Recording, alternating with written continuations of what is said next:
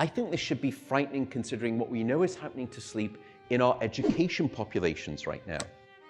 Just to frame that in context, it would be the difference between acing an exam and failing it miserably, 40%.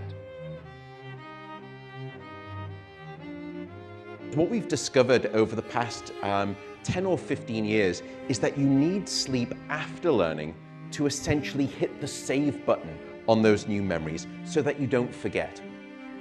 So sleep will actually future-proof that information within your brain. But recently we've discovered that you not only need sleep after learning, you also need sleep before learning. And now to actually prepare your brain almost like a dry sponge ready to initially soak up new information.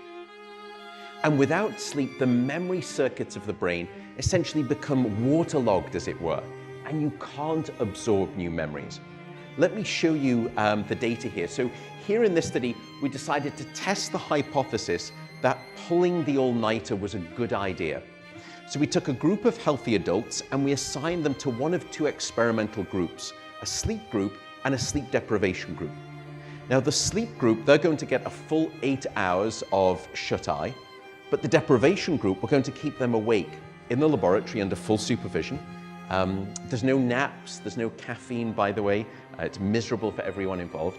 And then the next day, we're going to place those participants inside an MRI scanner. And we're going to have them try and learn a whole list of new facts as we're taking snapshots of brain activity. And then we're going to test them to see how effective that learning has been. And that's what you're looking at here on the vertical axis, the efficiency of learning. So the higher up you are, the more that you learn. And when you put those two groups head to head, what you find is a quite significant 40% deficit in the ability of the brain to make new memories without sleep. I think this should be frightening considering what we know is happening to sleep in our education populations right now. Just to frame that in context, it would be the difference between acing an exam and failing it miserably, 40%. And we've gone on to discover what actually goes wrong within the brain to produce these types of learning disabilities. And there's a structure that sits on the left and the right side of your brain called the hippocampus. And you could think of the hippocampus like the informational inbox of your brain, in that it's very good at receiving new memory files and then holding on to them. And when we looked at this structure in those people who'd had a full night of sleep, we saw lots of healthy learning-related activity.